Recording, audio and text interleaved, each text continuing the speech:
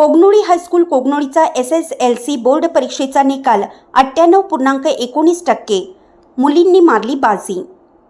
कोगनोळी तालुका निपाणी येथील श्री वीर कुमारजी पाटील शिक्षण प्रसारक मंडळ संचलित कोगनोळी हायस्कूल कोगनोळीचा 10वी बोर्ड परीक्षेचा निकाल 98.19% इतका लागला असून परीक्षेला 110 विद्यार्थी बसले होते. त्यापैकी 108 विद्यार्थी उत्तीर्ण झाले. या परीक्षेत कुमारी प्रज्ञा बाळासाहेब कागले हिने 625 पैकी 609 गुण प्राप्त करत 97.44 गुणासह प्रथम क्रमांक मिळवला.